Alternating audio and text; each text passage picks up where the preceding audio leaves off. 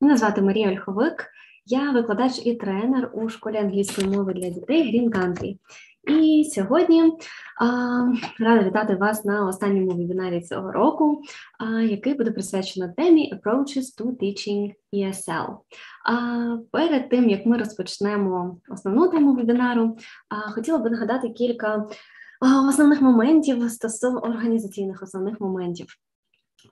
Усі учасники, можливо, хтось з нами вперше сьогодні, можливо, хтось вже не вперше, усі учасники після вебінару отримують на свою електронну адресу, з якою ви реєструвалися на вебінар, електронний лист, де ви зможете побачити всю інформацію, яку ми з вами проговорюємо на вебінарі.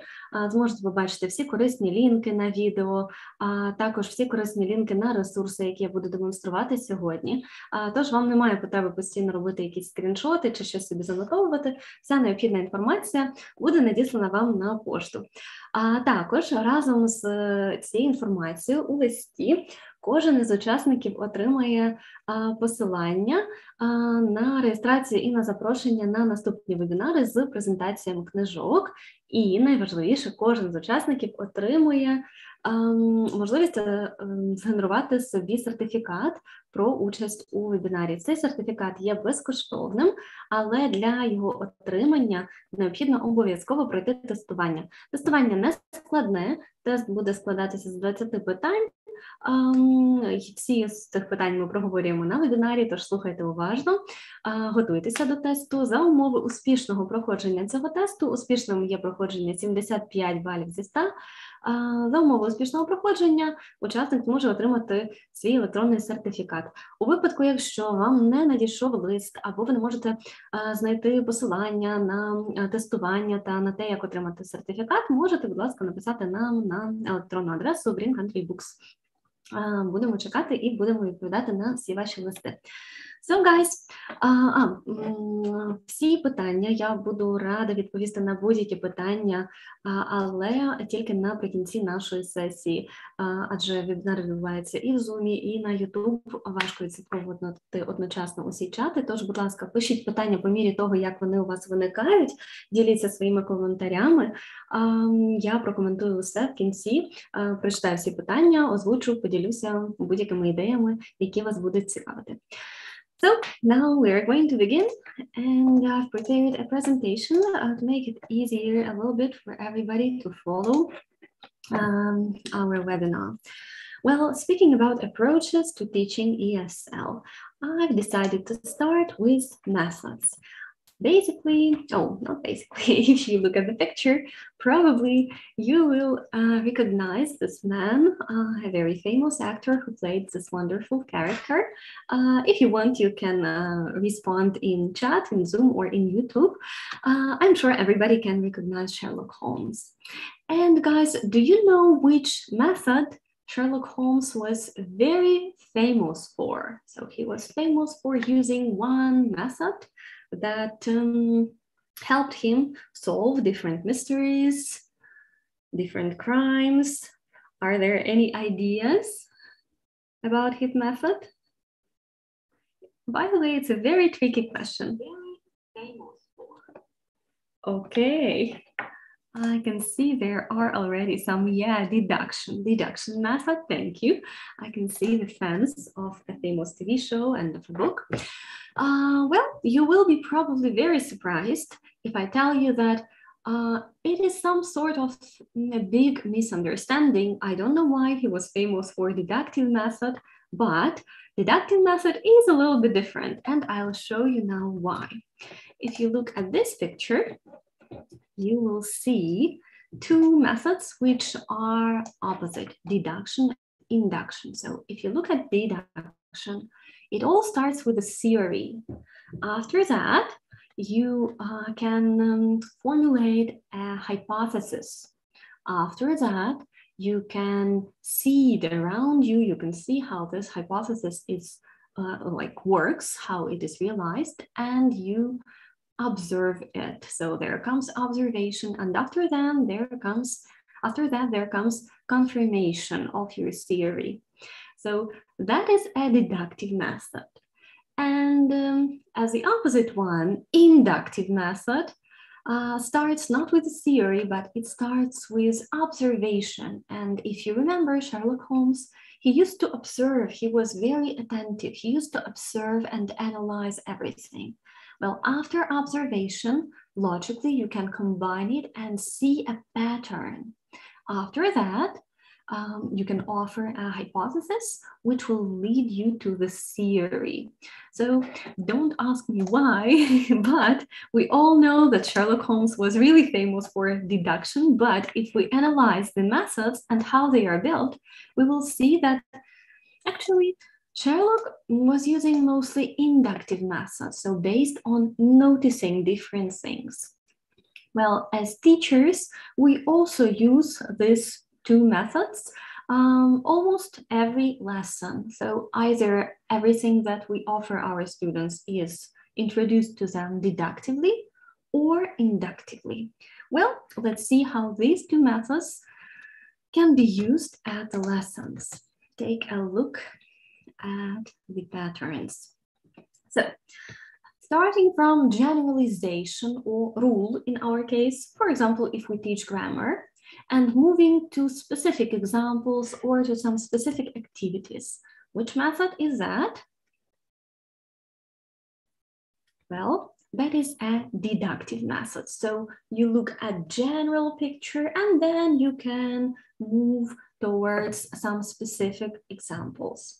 Well, there are different benefits and maybe some disadvantages of using this method. Well, first of all, if we as teachers present our students with the rule, we explain everything, then we move to practicing and to showing some examples, we use deductive method. It can be quite fast. It can be quite easy and logical.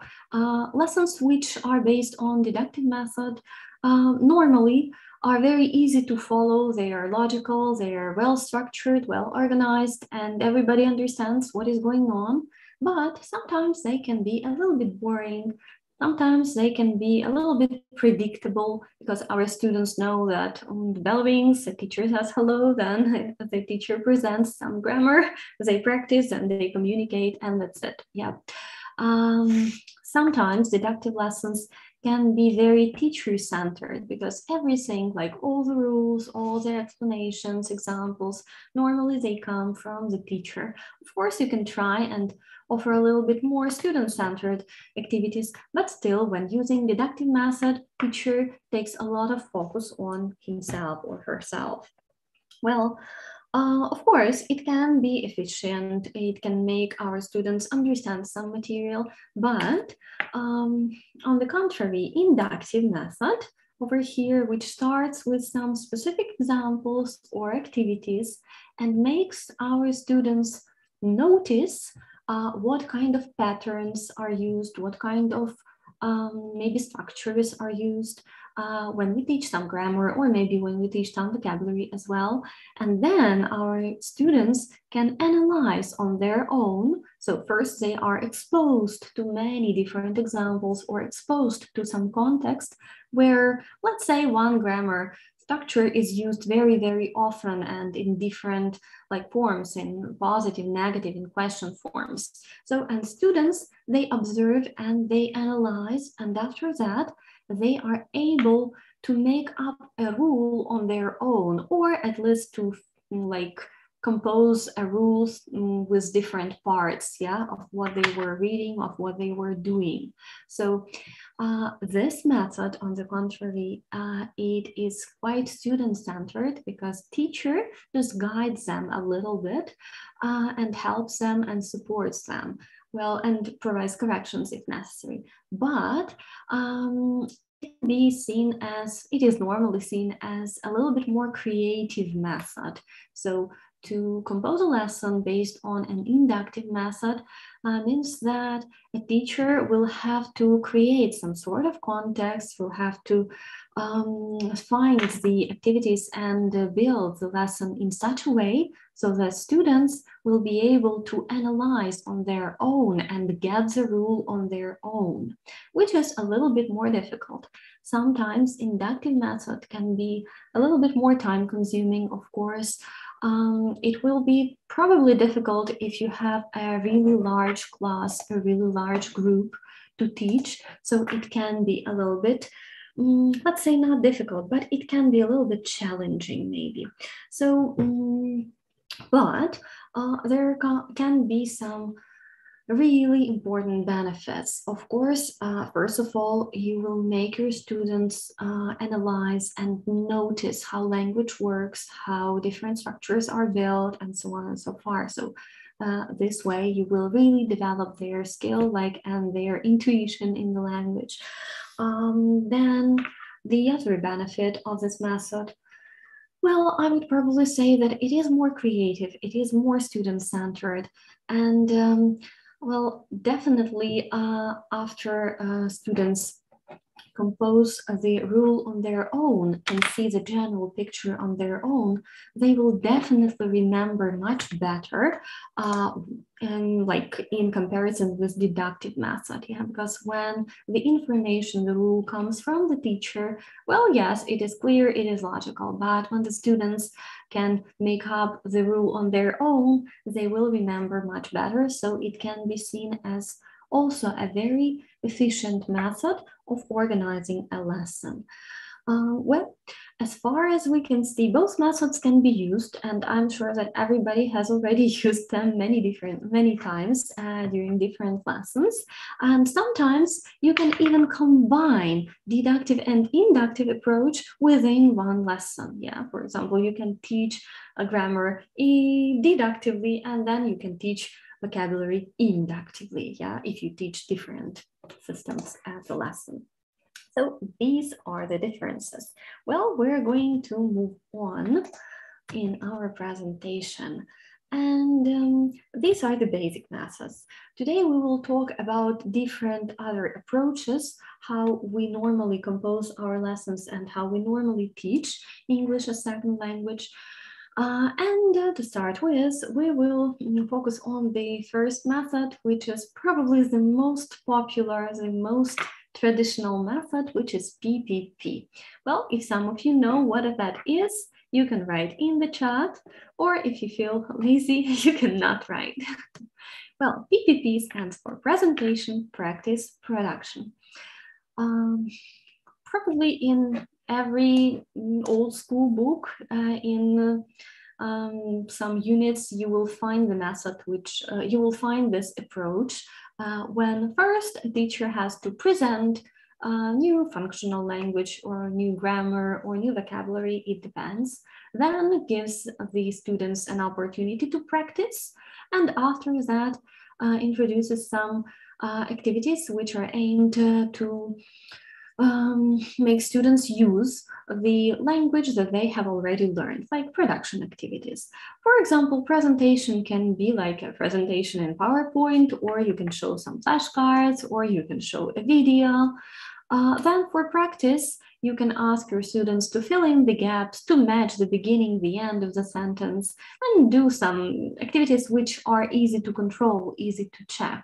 After that, you can, for production stage, probably a teacher will choose some communication or some role play, something like that. Well, very often this approach is shown in a form of a triangle, and probably you know why, or if you do not know why, I will tell you why in a form of a triangle. It is all about timing. So when you look at the triangle, so it starts with less time. So in ideal world, a presentation of a language doesn't need to take up a lot of time of the lesson, so less time, and then you give a little bit more time for practice. And then the largest part of the lesson should be dedicated to production and more time. But sometimes teachers, I've observed that, unfortunately not very seldom, that a teacher uses a lot of time at the lesson to present everything like nicely, but gives a lot of time for students to practice. And then when it comes to production, unfortunately, because of the lack of time, the stage is a little bit like cut, and students don't have enough opportunities to produce this language in a variety of different activities. So there may be just one production activity and that's it, yeah. But if we think about it, well, yeah, it is good that we present and practice a lot, and sometimes students really need that practice. But unfortunately, production is much more important, because that is the most important stage of the lesson, with the one that makes our students use the language, produce, make their own sentences, dialogues, so use what they have learned in a task which is close to real life, yeah. Well, later in our webinar, I will share my opinion, what we can do about that. But now just let's try and remember then in PPP, when you are using this model, this approach to build your lesson around it, try to just calculate how much time you need for each stage, and try to be better at time management, and spend not that much time on presentation and practice, but give enough opportunities for your students to produce a language. Well, also, if I ask you which method lies in this approach, deduction or induction, will you be able to answer maybe in comments? I can check YouTube comments, and maybe somebody wants to like analyze and answer. So deduction or induction lies in this method.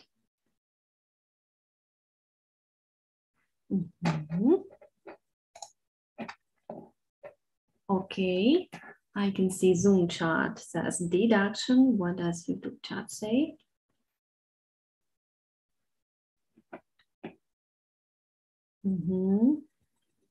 YouTube chat says that's nothing, or maybe I'm not very attentive. Okay, guys. So deduction, you think, of course, that is deduction. So as far as you can see, it is a little bit teacher-centered, yeah. So because presentation stage can be led only by the teacher, so it is teacher-led. Then practice stage is normally student-led, but it also depends on how you organize it. And production stage will be student-led, yeah, but the teacher begins everything and tells the topic and initiates all the discussions, yeah. So that is about PPP. Of course, this method is easy to use, and today for each approach, I've chosen some examples, some pages. I'm sure many of you can recognize this great book, which is Family and Friends. Earlier, like a few years ago, we used these books in Green Country to teach children. So over here, you can see vocabulary about birthday, yeah, about presents. Then you can see some context around it, yeah, listening and reading. And if we look at grammar, so you can see let's learn, yeah. So you look at the sentences where like, don't like, likes, doesn't like grammar, like present simple, but very, very basic present simple is presented here. Yeah, so that's what like a presentation stage looks like. Then there comes a very short practice stage, yeah, where students need to fill in the gaps. And then there is a short production, like almost production stage, where you offer your students to point, ask, and answer. Well, at this level, it can be seen as production. Yeah, so PPT method approach is very widespread, is very popular, and maybe I'd say that that is the first method that teachers who start teaching use, because it is logical, it is clear, and nothing can go wrong when you use this approach. So that is about PPP. Let's move on. There are a few other methods. Well, the first is TBL, and the other one is a little bit close to it, so that is PBL. Are there any ideas on what these abbreviations are about? TBL, what can it be about? I'm sure if you have used it, you know it. You know the abbreviation.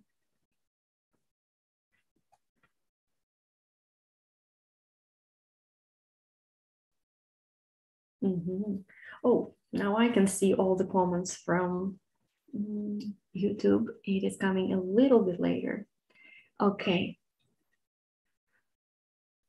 So at the moment, there aren't many guesses, so I'm just gonna tell you about these two approaches. Well, TBL stands for task-based learning. Well, when we talk about task-based learning, what comes to our mind is a task. So over here, this approach is a little bit more difficult to organize, and over here in the picture, you'll be able to see different stages. So the idea of task-based approach is that a teacher offers students the task to complete.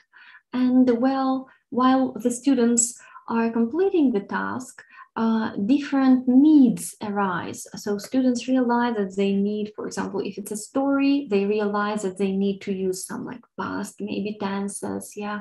Or if a teacher asks them to predict something about future, so they realize they need to know how to build future and so on. So at the beginning, when a teacher gives this normally communicative task to the students, the teacher does not tell what grammar, what vocabulary they need to use. So it's just a communication for them, or some sort of task which is based on communication. After that, when the students finish this task, they already feel this need, and the teacher like elicits or gets some language from the students, and then builds a lesson, builds further like studying, learning process around the language the students need to learn. Well, originally, I will cover briefly the stages in detail that you can see on the picture just in a moment. I just want to give some general information first. So originally, in task-based learning, a teacher does not plan what kind of language he will teach or she will teach at the lesson. Well, this sounds a little bit extreme to me because normally a teacher will anticipate the need of some language, maybe will predict what kind of language students will use while completing this first task. That is why in ESL, this task-based learning, well, normally you give the task and you just anticipate the students will use this or that language or will need to use this or that language while completing this task. How to organize this task-based learning? So first of all, you set the pre-task, like a teacher can introduce the topic and introduce the task. Sometimes a teacher can show a video demonstrating where other students are completing the same task. Well, maybe not the students, maybe native speakers, yeah.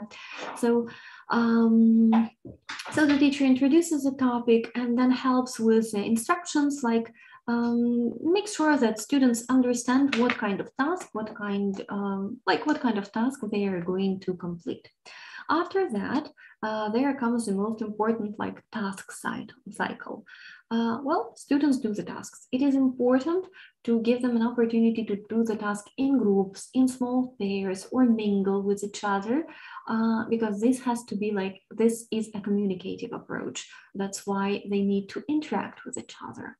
When they complete the task, they go through the planning stage. So they prepare a short report, like maybe a summary of their task, well, what they've decided or what they discovered or what they found out about each other. After that, some representatives from the groups or every student, they present their short findings or reports to the class. Yeah, they can be written or they can exchange. So they present what they have discussed, like the result of their task. And after that comes another stage, which is language focus? Well, it has two sub-stages. First of all, analysis, where students analyze the language that they have used. A teacher can outline a little bit, yeah, put it on the board, like ask different concept checking questions, like to make students analyze a little bit this language. And after that, teacher offers the practice stage where students can fill in the gaps, match something, match words with pictures, or well, it depends on what kind of task they were using, vocabulary or functional language or grammar task. Yeah. So how to prepare? That is how you prepare this task-based learning. It is very important in task-based learning that a teacher asks enough concept checking questions, they are known as CCQs, to make sure that students understand how this rule works, how this grammar works, and so on. Well, if we look at this task-based learning, any ideas? Is it deductive or inductive? So what do you think, guys? What does it look to you? Inductive or deductive? Let's use our chat and see.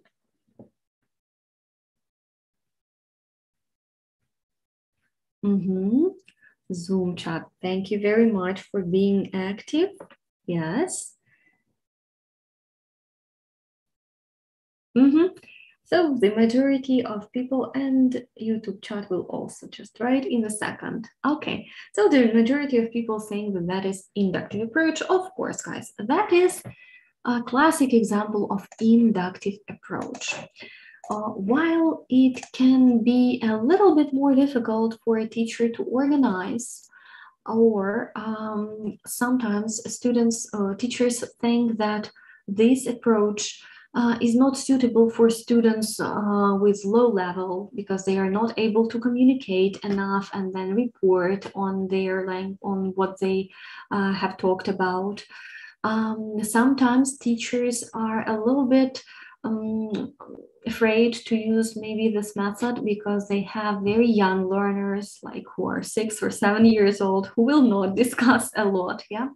Well, I'd like you to think about a very easy topic, like let's say family, the topics that you can use with elementary level or the topics that you can use with really young learners. And if you think about that topic, you can ask you can first of all show a short video or show a picture of your own family and tell the students a little bit about your family. After that, you can ask your students to draw their own family and discuss with each other, like present to each other. Well, even 6-year-old students can do that. So after that, so that will be like pre-task where a teacher shows a picture of their own, of his or her own family. Then the task where students draw and present to each other their families. After that, as a report, they might just count how many sisters or brothers they have as a group or something like that. And as a language focus, of course, a teacher will predict and will anticipate that students will need to use probably have got and has got, yeah. So have got is a very logical grammar structure that we use when we talk about family. And when analyzing the language, a teacher can like write some examples. If students were very young learners and nobody used have got, it's okay. They felt the need to use this structure and that will be enough. So teacher can use his or her own examples from the pre-task and put them on the board like have got, yeah.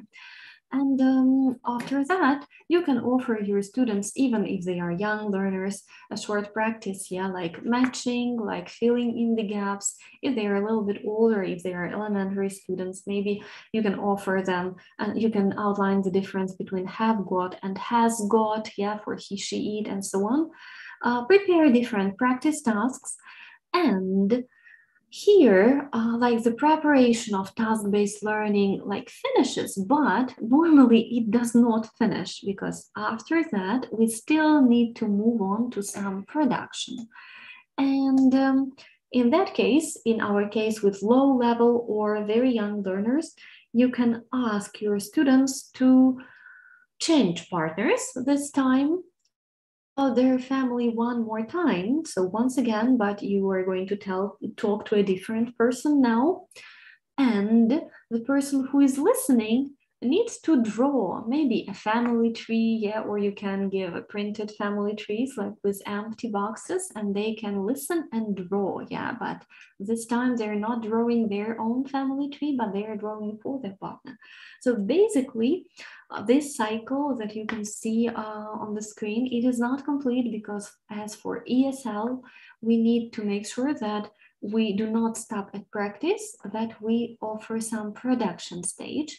And in case of low levels, a production stage can be almost the same task that students were doing at the beginning of the lesson, because it will be very difficult for them to like create a new communicative task when you're limited with their vocabulary and with their level or with their age.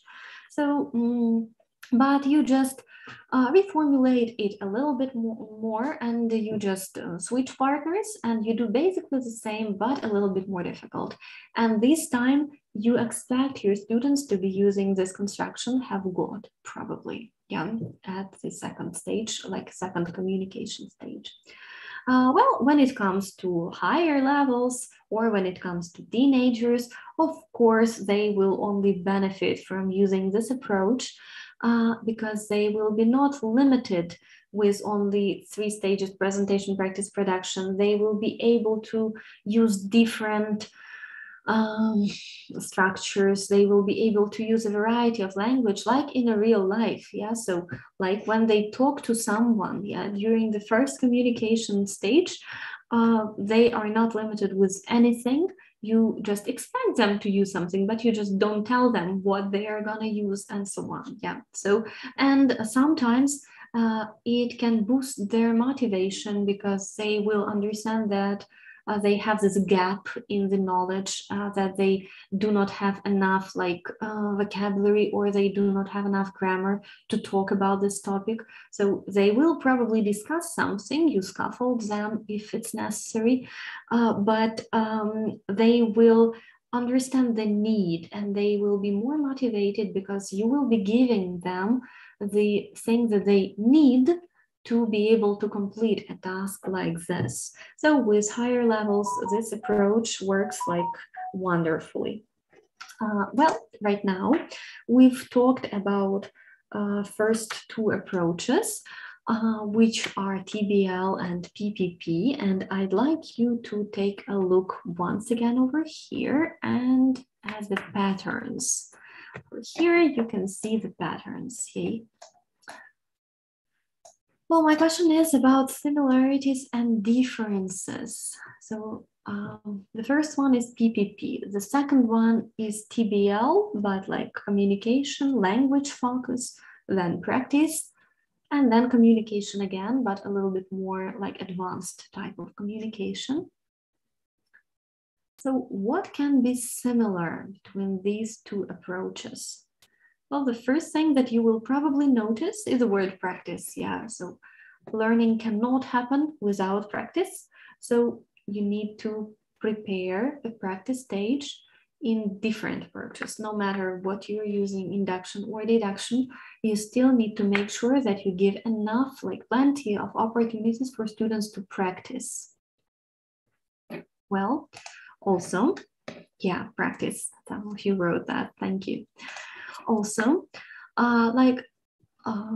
what else can be similar? Well, here in the first approach, we have presentation, which where we can, which implies that we provide some language focus. So in the presentation stage, we have this language focus part, but it comes from the teacher. Yeah, learning new material, definitely.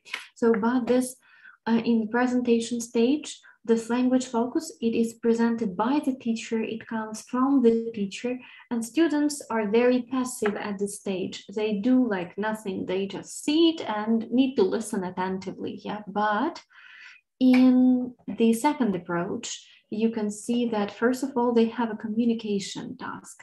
And guys, over here in the second approach, please attention, communication task is not a warm-up activity. It's not like a short activity that you offer your students to warm up at the beginning of the lesson. No, no.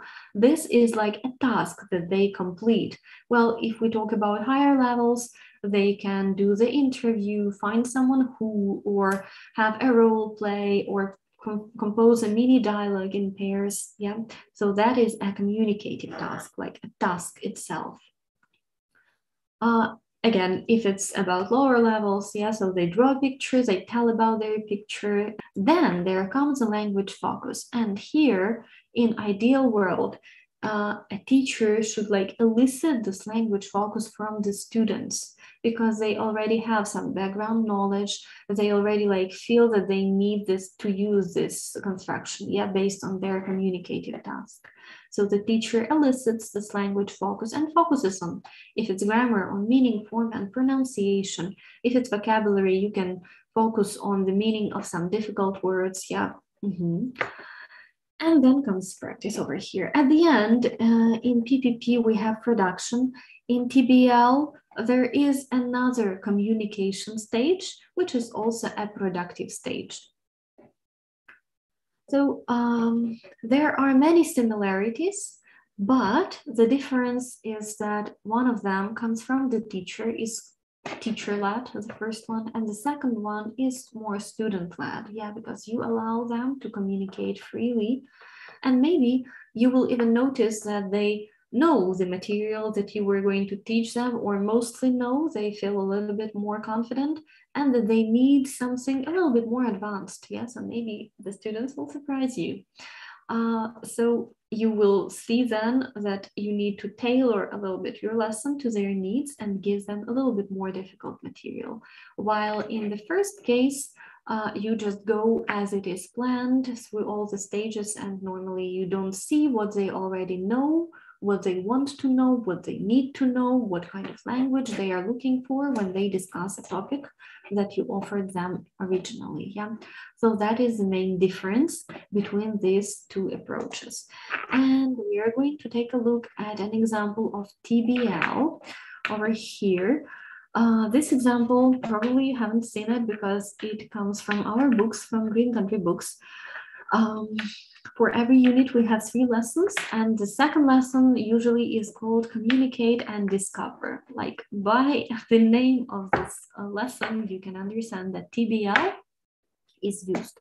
So at the beginning, you offer your students to discuss only the questions, nothing difficult, but these are questions about space, about future, space tourism, and so on. So you ask them to make their own predictions. And normally kids are really interested in everything that's connected with space. So after that, the teacher presents a listening task where a girl whose name is Sally is planning a trip to space, yeah. So they answer some questions, and after that, a teacher provides, like, there is a very short language focus with will is grammar over here. The grammar focus, the language focus is on future simple. Yeah, so sentences are taken from the listening task, but a teacher can also take some good examples, some sentences from the communicative task that a teacher offered the students to do at the beginning of the lesson as well. Then they have some practice. They need to transform sentences to negative. Then they need to change them into questions.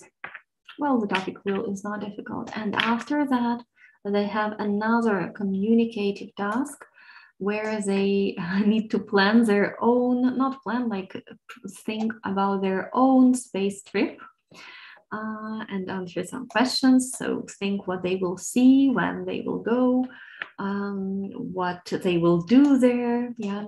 Then they need to plan a space trip for their partners, take notes. So basically use the vocabulary that they have learned in lesson 1 and use the grammar that they have been practicing in lesson 2. So that is just a normal example of TBL, task-based learning. So there is nothing scary. Of course, it can be a little bit unpredictable for teacher, for students, because nobody knows where the conversation will lead the students to. But when you prepare the first community task, just make sure that you use enough, like, that you model a situation where students will have an opportunity to use the language that you want to focus them on a little bit later. Yeah, so be tricky over there. So guys, that moves us to the next part. Oh, that was fast. Okay, I'm sorry for that. Well, that moves us to the second abbreviation, which is PBL. So if everything was clear with TBL, task-based learning, what about PBL? Are there any ideas maybe about the abbreviation? So what is PBL? If T was for a task, and this is like a variation, so P, I can already see some answers in Zoom. Hey, Zoom participants, you are super active today. Thank you very much. That is very pleasant. And we are going to see some answers from YouTubers. So guys, that is project-based learning. Yeah, you are absolutely right. Project-based learning.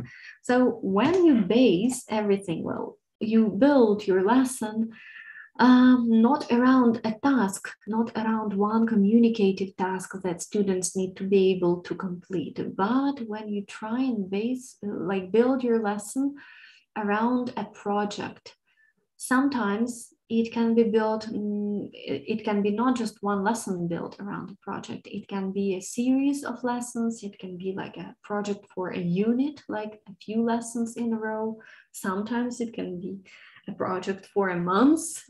So it depends, yeah, what kind of project you are willing to introduce to your students. Well, to talk about PBL, project-based learning, I've decided to show a video. It is not very short. It is a little bit longer than 3 minutes, but your task will be to watch this video and answer the questions. The first one is why PBL is efficient. So what makes this approach really efficient? Second, what skills your students can develop through this approach? So what skills will using this approach help them to develop? And the third one, how can teachers use PBL in an ESL classroom? ESL, English Second Language classroom. This video will be not about an English lesson. This video will be about a different subject, but it will really, it will show really well how project-based learning works and why it is efficient. Our task will be to think about efficiency, skills, and most importantly, how we as English teachers can use this approach with our students. I'm going to start demonstrating a video in a few moments. Your answers I would really like to see on a Padlet board because it is very comfortable to see all the answers in one space. And also I added an option where you can vote. You can like each other's posts on PBL, on Padlet board, I'm sorry, on Padlet board. So what we're going to do now, everybody who wants to share their answers after we finish watching the video, so everybody, please scan the code, open Padlet board. You can scan the QR code and open this Padlet board. And while watching the video, you can start typing your answers and you will have probably 2 more minutes after we finish watching the video to share your answers, to share your opinion, how this approach can be used by English teachers. I'll show you later how, of course, but I'm really interested in your opinions. So scan the code and we are going to watch the video. After that, I expect the most active participants to share their ideas on these 3 questions. And we will start watching.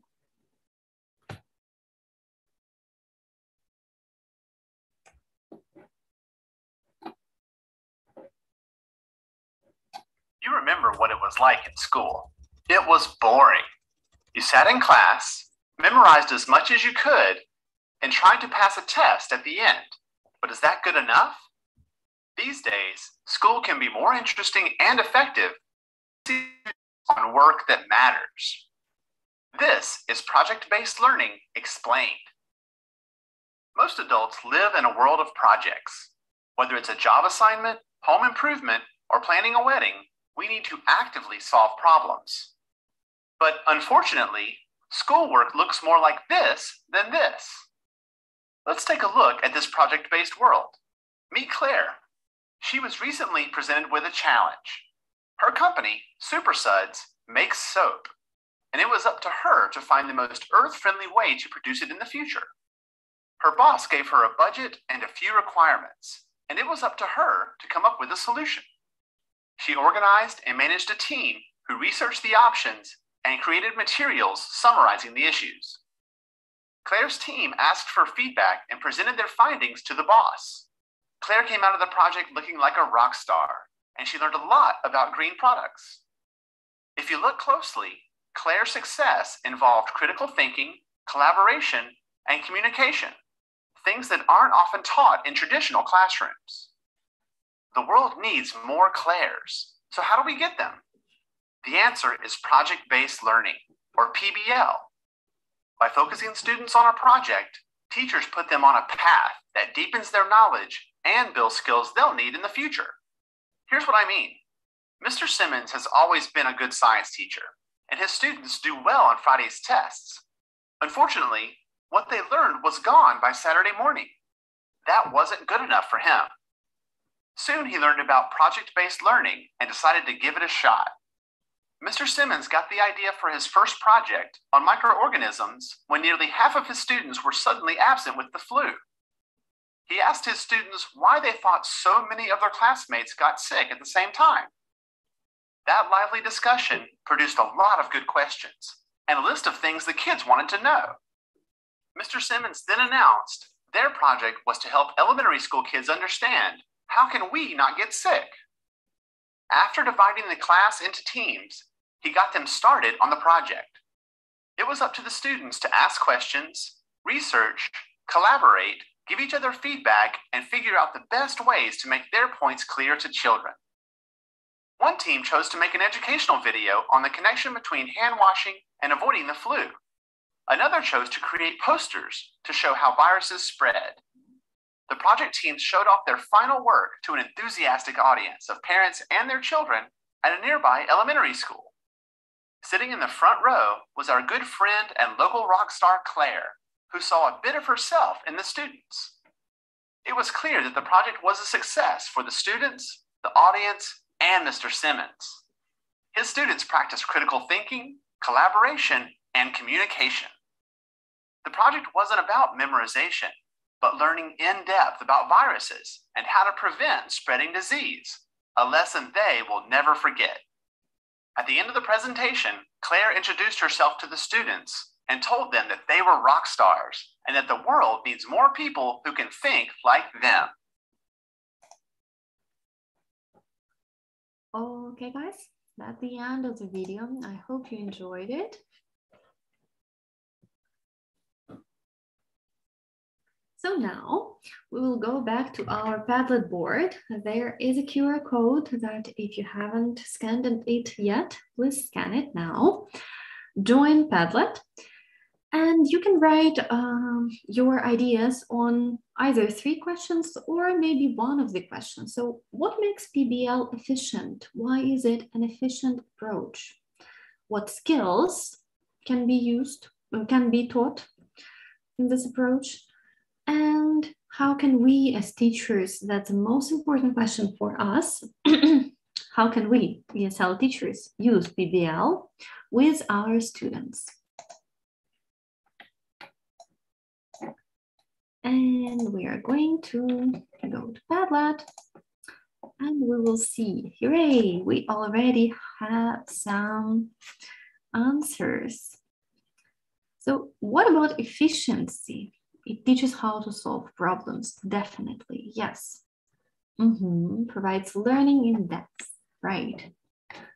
With skills, you're absolutely right. And ways to use, okay, solve some problematic questions. Yeah, ask some questions during the lesson. Okay, yay. Thank you very much. Guys, over here, you can give likes. You can not only focus on writing your own post, but you can read each other's posts and like them, and we'll see the most popular ones. Yay. Thank you, those who are writing in a group chat. Yeah, developing critical skills, collaboration, definitely. Communication, yes. Okay, I can see many people are writing. Well, we'll allow like 2 or 3 minutes for everybody to share their opinions on PBL. Well, with skills, the majority have already answered about which skills can be developed through this approach. So soft skills, yeah, they will be super important for our students, not only while they're students, but when they become adults. Yeah, they will really need them later on.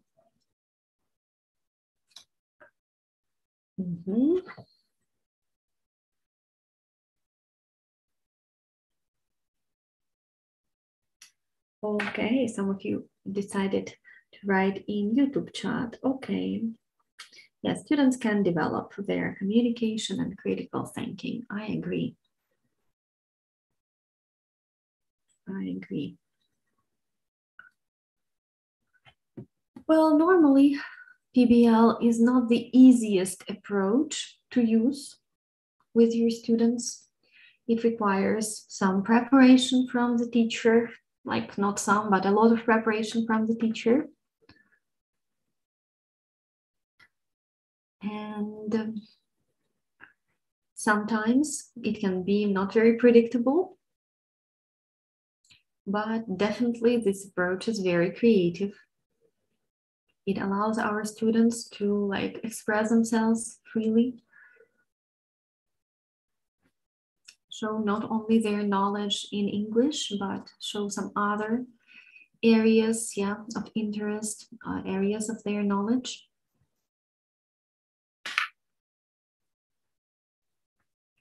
Okay, I expected more posts on Padlet, but probably the questions were too long and too difficult, yeah? Those people who were typing over there, share your notes, please share your ideas.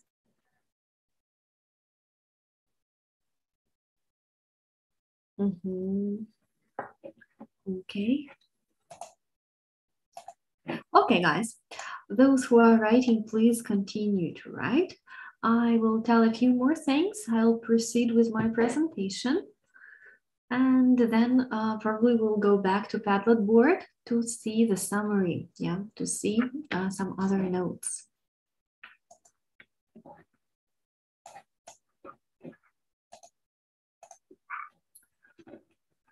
So, if we want to organize project-based learning as teachers, definitely we all understand that it's very interesting, that it's very efficient for our students, that it helps them to develop not only like develop their skills in English, not only to develop their speaking skills or writing skills, but it also helps them to develop their other skills like critical thinking, for example.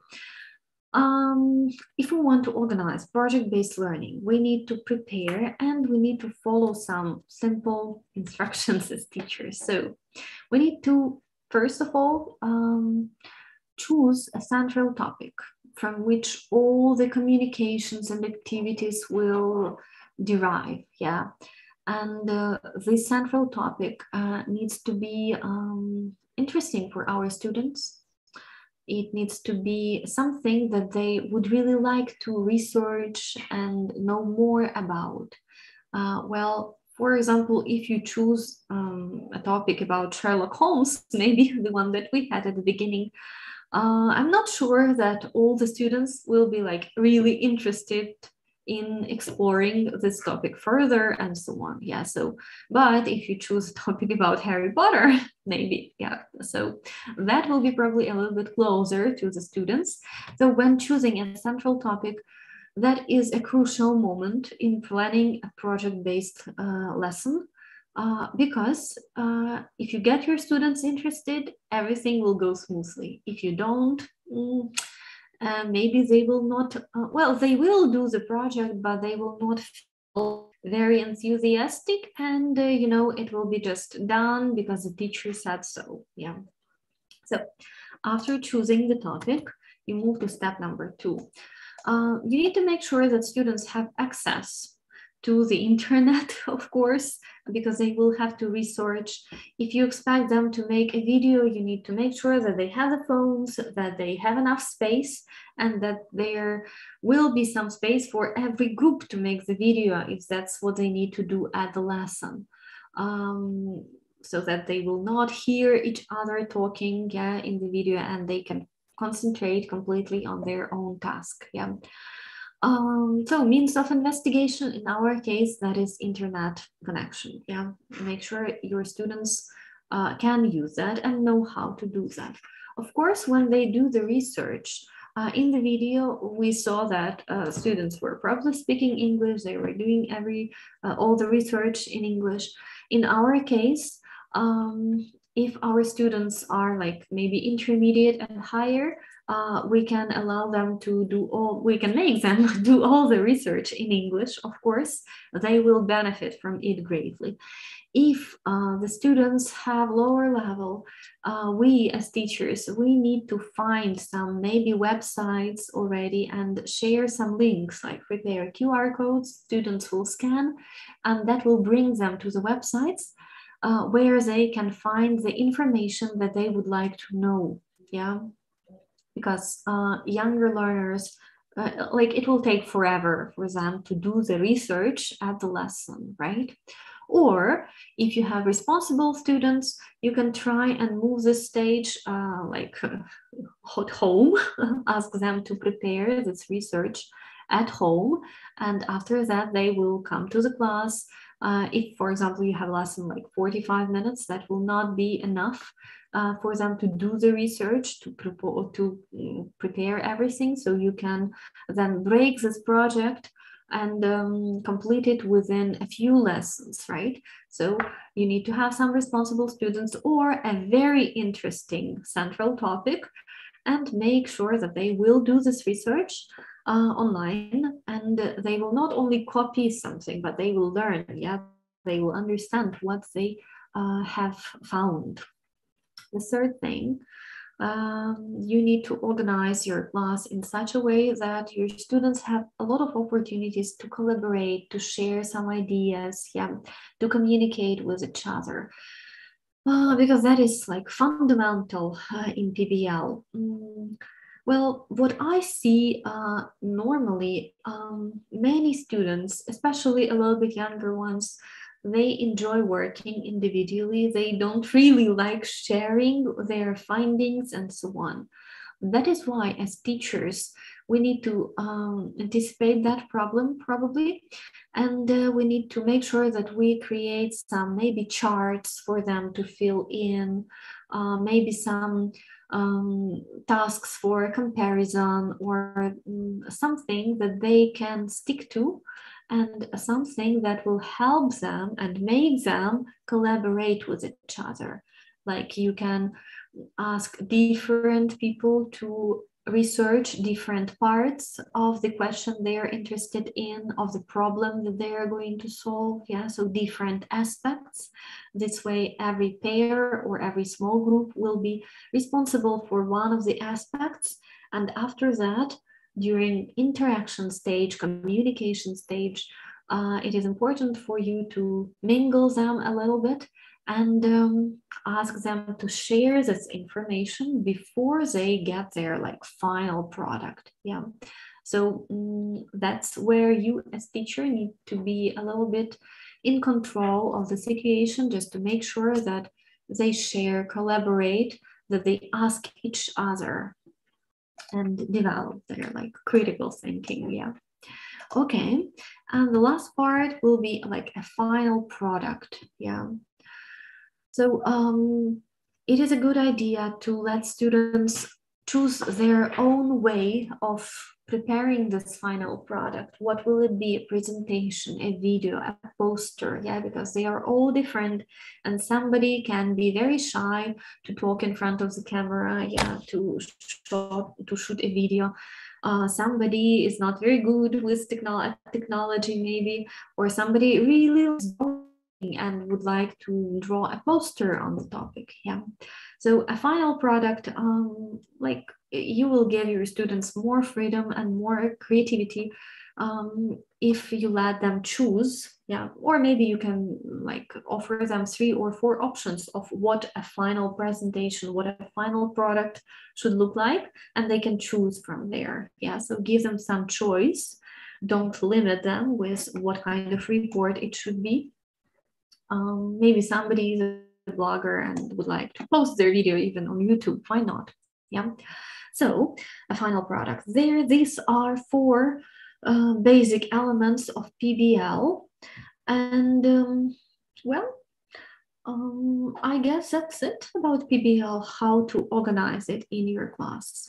Of course, we need to mind the level of our students, their age, the means of investigation for them, and of course the time, how much time we as teachers can allow to work on the project, and how much time they will be required to work at home if necessary. Yeah. So if you are a teacher in a regular school where the lessons are quite short, maybe you should consider having a project like within a few lessons, 3 or 4 lessons, or maybe during all the topic, you can have a project. Yeah, like you have a topic maybe for 4 lessons. So at the first lesson, you can start the discussion, present them with a problem that they need to solve. At the second lesson, you can ask them to do some research on that. At the third lesson, they can interact about the project. And at the 4th lesson, they will present prepare maybe and present their final product. Yeah, so it doesn't mean that you have to create one lesson from A to Z only based on PBL. You will be lucky if you do, but if you have like a learning plan and everything else, and you cannot step aside, then you can make this project-based learning like a stage at every lesson, like 15 minutes maybe at every lesson to work on it. And students will benefit greatly. Of course, as English language teachers, we need to make sure that we offer our students enough vocabulary, enough grammar, yeah, that the project that they are investigating, the problem that they are solving is in accordance to their level and what they really can do at that age and at that level, and that we support them and provide them with all the necessary materials for this project. Well, guys, that's on how to bring project-based learning into your classroom. Now we will see what you have in chat. Christmas, like Christmas project, why not? You can try. Then, yeah, think about a central topic which will be interesting for your students about Christmas. Well, let's see what else we have in the project. Seriously. Well, that's the laziest participants ever at the webinar. Not many of you have decided to share your ideas on how to use PBL in the classroom, develop their creativity. I can see in YouTube. Yes, thank you, Svetlana. Yeah, definitely it will develop their creativity, and it will offer them to see how English can be used as a tool, because when we teach adults, they already know why they learn English, what they will use it for. Well, many of them already know. And they see English as a tool, like to getting a better job or to traveling or something like this, or to understanding some content which is not translated yet. Yeah. So, but when we teach children, very often, they don't see English as a tool, they see English as a subject. And once we as teachers start giving them opportunities to use English, not only to do the task or to get the mark or to do the test, yeah, but start using English to research something, to open some websites, to get some information, to compare, to collaborate, then we transform a little bit their opinion about English. And it is then they have they have more motivation to study more and to get more results. Yeah, so experiment with your students. I'm sure they appreciate it, but dear teachers, please choose good central topics, choose good problems which your students will want to solve. Yeah. Well, and we're going to move on. These are some examples on what kind of projects, like, for example, briefly, we have in Green Country. Remember the topic about space? Yeah. Over here, I've decided to show what vocabulary looked like, yeah, where they had to find their words about space at the beginning. By the way, this is maybe step 13, so kids are like 8 or 9 years old, 9 years old, I suppose, yeah, not teenagers yet, yeah. So then they need to answer the questions like, what is space, what is galaxy, yeah, what's the name of our planet, maybe, who's an astronaut. So you can already, if they do not know what is a galaxy, you can already send them to some websites or to some educational videos so that they can find these answers on their own, understand on their own. Yeah, so over here you can see a simple discussion, but there are questions that they probably would like to know. Yeah. Well, and over here in the first, during the first lesson of vocabulary practice, they read text, very short and adapted text about Elon Musk. And normally kids already know who that is and what he's done and so on, yeah. Oh, I'm sorry, this one is not about Elon Musk, yeah. This is about a first space trip, yeah. How expensive it was, how long it was, where they are planning to go and so on. Oh, Elon Musk is also mentioned there, yeah.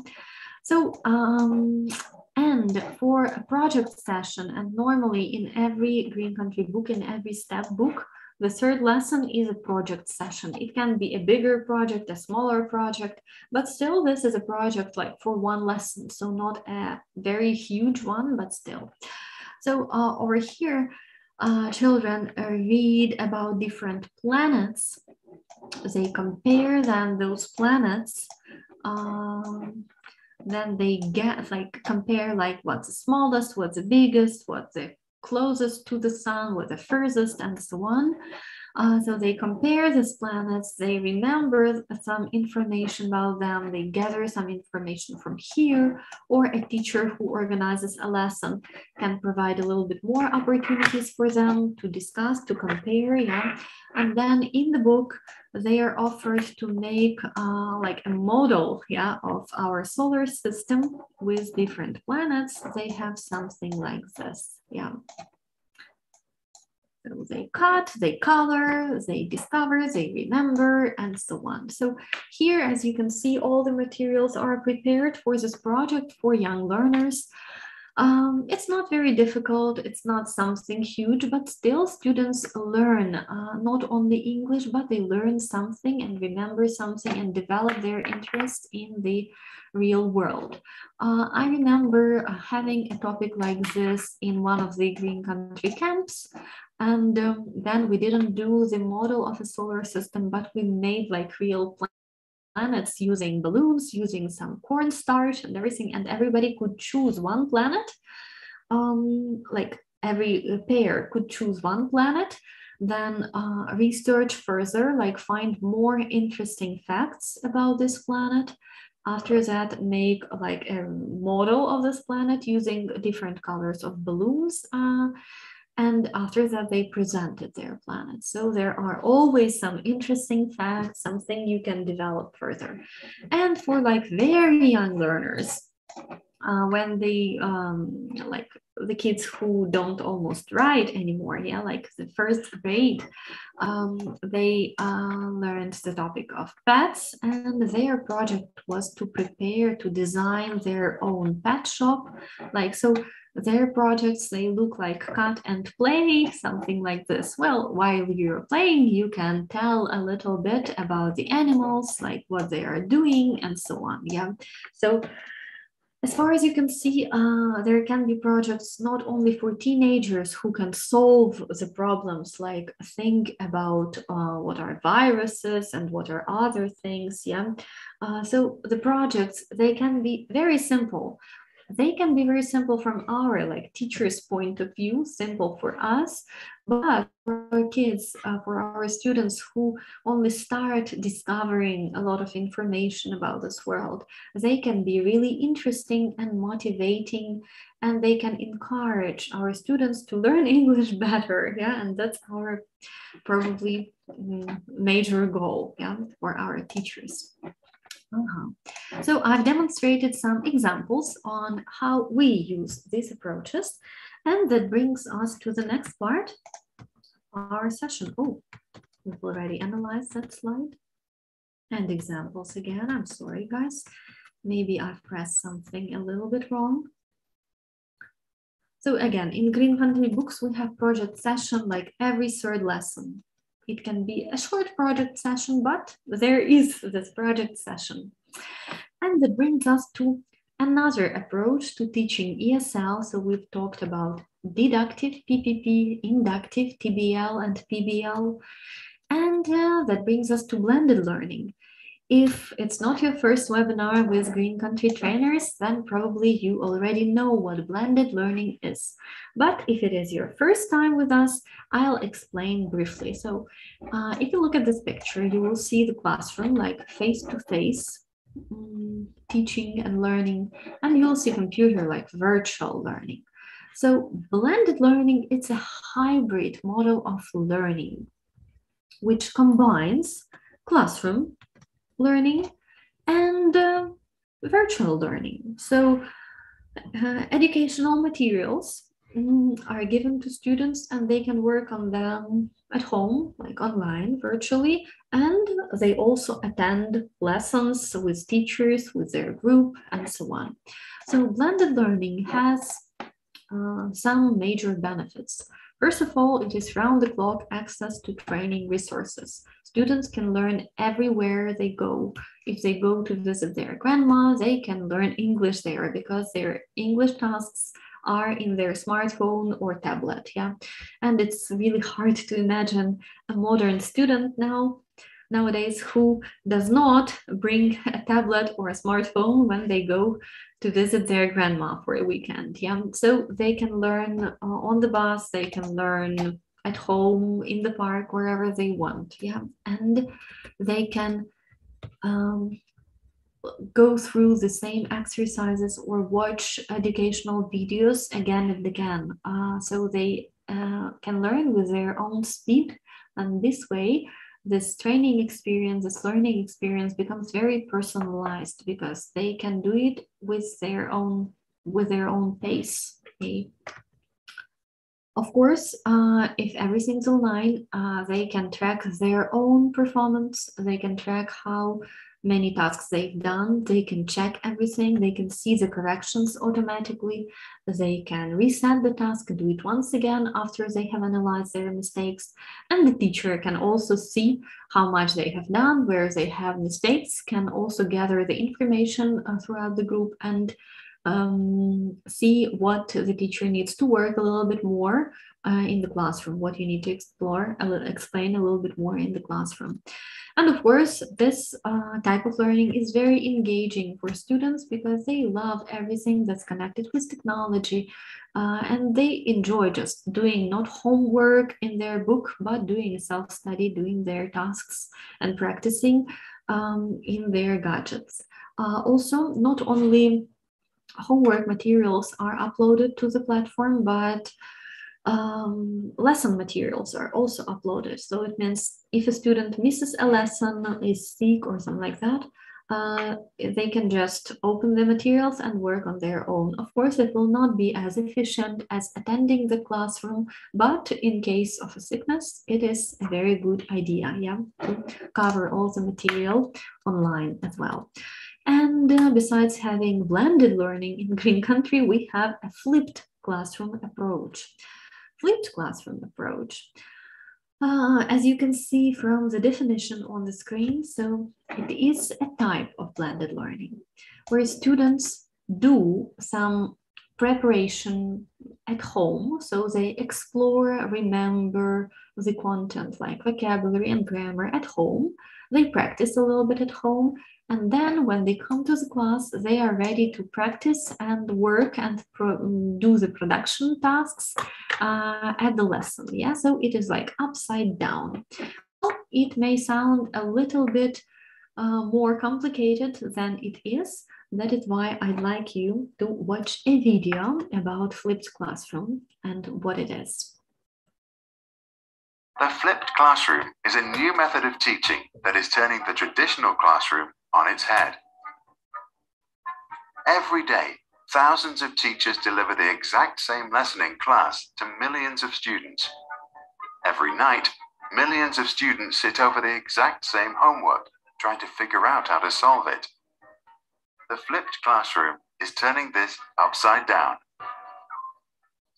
Traditionally, students listen to lectures and take tests in class and read textbooks and work on problem sets at home.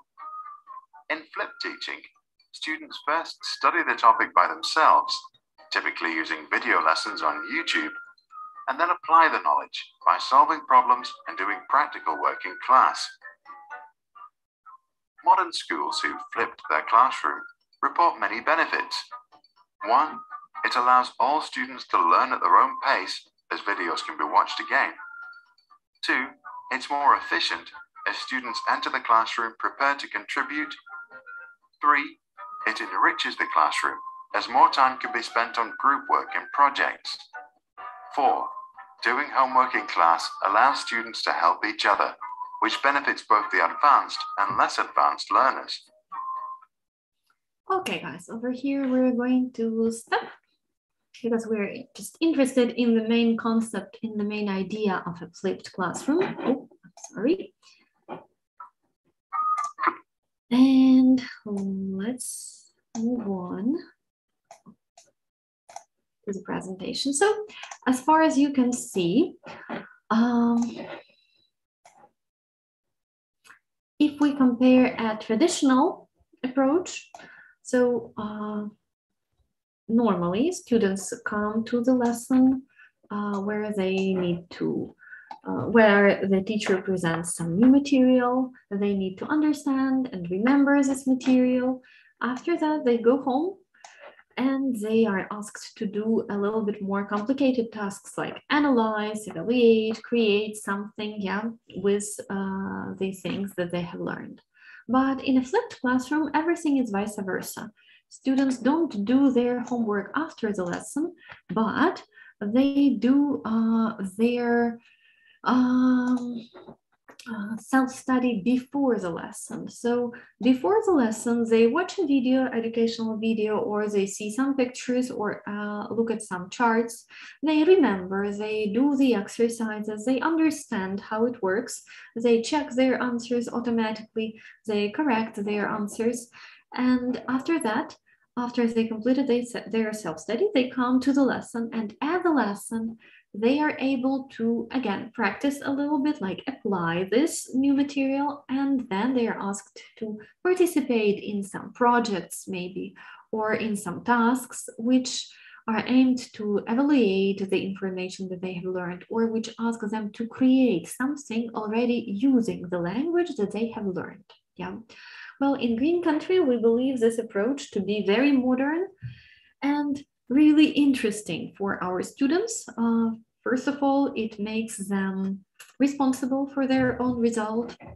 It makes them involved in the process at the lesson, yeah, because they already know some material and they want to participate in the activities. It makes this learning very personalized because they can learn as much as they need. They can watch the videos again and again as much as they need at home or where they do their self-study. And then at the lesson, they feel a little bit more confident, yeah, once they are prepared. In the contrast to traditional model, like if there are some slow learners in your group and they are not able to remember many words at once or remember the grammar construction like within 15 minutes, yeah, so, and they don't feel quite confident then when doing homework, and then they start getting behind, yeah. So in a flipped classroom, once students accept their own responsibility for their result, everything is really well, yeah, and works well with them. So this is the approach that we use in Green Country, and I'm gonna show you how we use it because, well, if you agree, blended learning is very student-centered approach and very personalized approach. And sometimes I hear it often from the teachers that if you work in a private school, then yes, everything can be blended and you can use online materials and everything like that. But if you work in a regular school, then you're limited with your resources and you have nowhere to go, yeah, to find such resources. That is why today I'm going to present you two types of books that we have. The first type is stories. Stories is a new book. It's a pilot version of a book that was designed by Green Country. It has flipped classroom approach. So it has blended learning and flipped classroom approach. It combines offline and online learning. So there are online materials and there is a normal paper book that students can use and bring to the lesson if they want to. It has all the interactive self-studies, the ones that I was talking about, instead of like normal, regular homework, yeah? And there is an internal null motivation system for all learners. All students who work with Stories book, who are registered, take part in a competition, something like Olympiada, like Ukrainian, like nationwide competition, and they can win valuable prizes. This is a book that is designed only for the 5th grade yet. It is designed with all the recommendations and the program on by the Ministry of Education of Ukraine. This book is completely free for teachers and for students to use. If you scan this code, you can find this book over there. So let me just show you where this code will bring you. You will see all these links in your email, the one that you will get after the webinar. So this link will bring you to Booyah, like stories. Here you can read about this book a little bit more. You can see what is special about this book. And oh, I'm out now.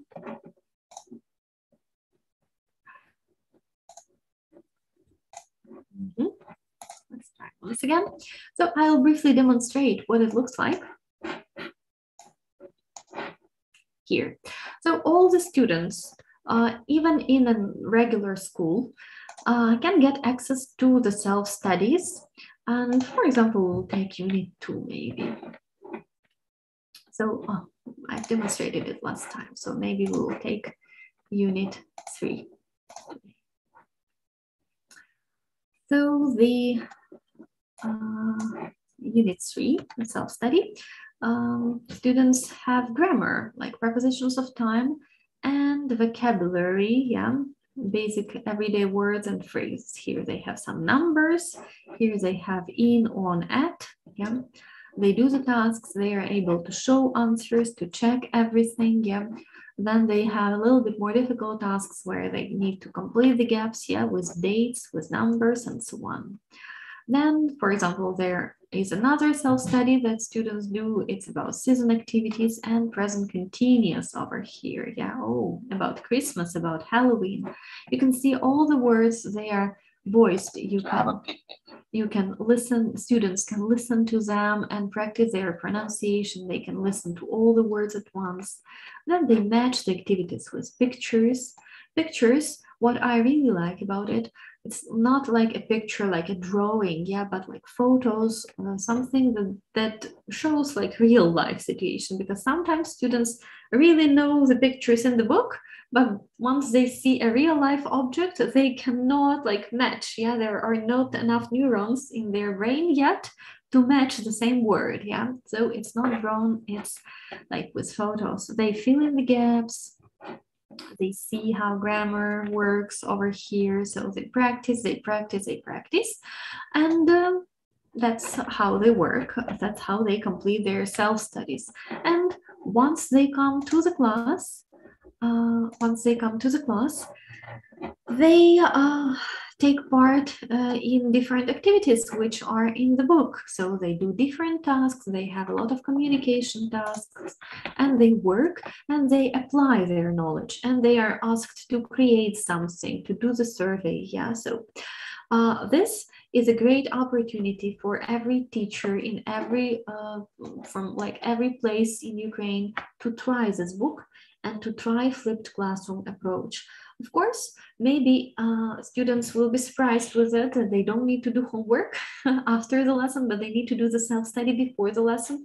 Maybe there are some students who are not very motivated yet, and they will not do self-studies at the beginning, but if you use some lessons, if you use this approach during some of the lessons, you will notice that students, even the laziest ones, they see that they cannot do much at the lesson if they are not ready with their self-study. And they see that something interesting is going on usually, that everybody is busy, that everybody is using some construction and asking each other and or working on some little project, yeah. And they will want to participate, and they will participate, but they will also understand that they need to learn the words because there will be a game. And if they want to win, or if their team wants to win, they need to be prepared, yeah. So if you want to try and use this book with your pupils, you are very welcome. It doesn't mean that you need to like forget about your existing course and start using this one. No, you can just use it like a supplementary book to add to your normal course, or just to try out with your students. Find the same topic that you have in your book and find the same one on stories. Again, it's for 5th grade. And try how this approach works for your students. Definitely you will, they will appreciate something new and something technological. Yeah, guys, today's webinar is not about books. That is why I'm going to invite you to the webinar, the online presentation with the authors of the book, which will happen on the 28th of January. So if you want to know more about the components and how to use this book, how to adapt this one to your students, to your group, there you will talk in detail with the authors or with one of the authors, and you will be able to ask your questions and like get ready to start using it. Again, this book is free of charge completely. And I'm gonna show you another one, which is GC Books. So this is an online platform. There are 24 books for different levels of students. Every student gets a personal profile and access to online platform where they have self-studies and online book. And every teacher gets online journal where they can see the attendance, they can see the progress of self-studies, they can see all the test results, all the mistakes, and like track every student's progress. And every teacher gets a detailed lesson plan, like minute by minute. and some training sessions and some support, yeah, from our methodologists. If you scan this code, you will see there is a demo access where you can click and explore on your own. You will be sent all these links and demo access in an email later on, but I'm just going to show you what it looks like briefly. So over here, it looks like a course. Here you can see your self-studies, yeah, and lesson materials. You can see how much you have already completed. There are tasks, yeah, like this, where you complete everything, yeah, you categorize, you analyze, right? So there are also some videos. Let's see, maybe over here there will be. So there are also some videos, vocabulary, like vocabulary videos, all designed by Green Country, and where students can, like, basically the presentation part of the lesson is taken to self-study, yeah, presentation and part of practice task of the lesson, yeah, is taken to self-study. That's what students do online in their smartphones or in their gadgets. They check their answers, and teacher can also open every student's self-study and see what they have done, yeah. That is about our books, the ones that we use. This is a very nice way if you are sure that you want to use flipped lessons, that you want to use blended learning with your student, yeah, with your groups of students. This is a great source of materials for tutors, for teachers in regular schools, in private schools, for partners, yeah, so it is becoming more and more popular every year. So by demo access, you can click and explore different functions on your own. And if you want to know more about online platform of GC Books, you are welcome to attend online presentation where all, again, components of this platform will be presented in detail on the 21st of January. Please join, don't miss. And you'll be able, again, to see how it works, to become a little bit more confident in using these materials, and then probably start using them with your students as well. So, guys, that brings us to the end of our session about approaches to teaching ESL. I've shared some common traditional approaches, some modern approaches, and I've shared our own way of teaching English as second language. I will be now answering the questions. Let's see what sort of questions. So remember at the beginning, I asked you to write any question that you have. So at the moment I can see there was a question. Скажіть, будь ласка, не можете ви надіслати орієнтовний план підвищення кваліфікації? Хочу проходити курси з вами, але мені треба орієнтовний перелік на рік. Ну що ж, я думаю, що на цей рік, на 2021, він вже доходить кінця, і сьогодні був наш останній вебінар. Щодо наступних вебінарів, вони точно відбудуться як від Green Country Books, так і від Green Country спільно з освіторією. Ми вже плануємо весняний семестр з вебінарами, тому я думаю, що якщо ви підпишетесь на розсилку від Green Country Books, ви побачите всю серію вебінарів, яка буде відбуватися з весни. Чи зараз ми вам можемо надіслати план? Я думаю, що ні, тому що він ще на стадії розробки. Але у січні місяці ви точно будете мати можливість подивитися всі дати і таким чином собі в календарик їх внести, щоб не пропустити. У випадку, якщо ви раптом пропустите якийсь вебінар, ви завжди можете зайти до нас на YouTube-канал і подивитися його у записі.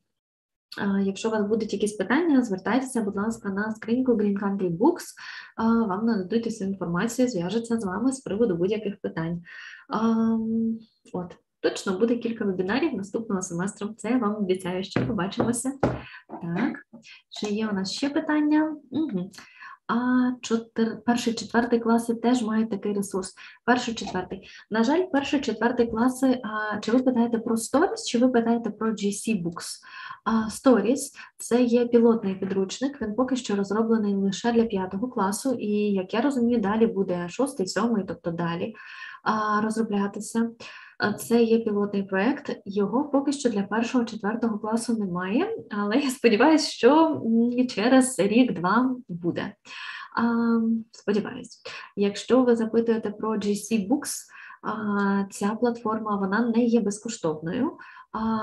Про ті умови, за якими можна приєднатися самому, як викладачу, і також приєднати своїх учнів, зареєструвати, ви можете дізнатися, зайшовши на сайт GC Books, або так само відвідавши презентацію 21 січня. І GC Books, і ця онлайн-платформа, так, вона є для всіх рівнів з 1 класу точно, тобто з 1 по 4, 5, 6, 7 і так далі. Тобто вся шкільна програма покривається 24 степами Green Country Books. Дякую вам. Мені також дуже приємно, що всі активно або не дуже активно хтось сьогодні брав участь у вебінарі. Дякую велике, що приєдналися вчасно, провели цей час з нами. І хочу нагадати ще раз, щодо того, що під кінець вебінару кожен з учасників отримає лист. Якщо ви не отримали лист, перевірте, будь ласка, папку промо-акції, чи, можливо, раптом потрапив лист у спам, тому що розсилка одразу йде на велику кількість учасників. Тож перевірте, будь ласка, усі папочки, я впевнена, що лист вам надійде. І у листі ви отримаєте всю інформацію з сьогоднішнього вебінару, посилання на всі корисні ресурси, лінки, все те, що я показувала, це все у вас буде у листі. А також, найцікавіше, можливо, для учасників, ви отримаєте лінк на тестування, де буде 20 питань для отримання сертифікату. 75% правильних і сертифікат ваш. Тож, всім бажаю гарного вечора. Я бачу, що більше питань немає. Так, я бачу, що вже сайт з інформацією про програму GC Books ви можете побачити 24 Easy Steps. Так, будь ласка, заходьте на сайт, ознайомлюйтеся з програмою, пробуйте з учнями використовувати підручник Stories, впроваджуйте щось новеньке, вносите цікаві проекти в свої заняття. Ну і що, всім веселих свят, дуже дякую за участь, бай-бай!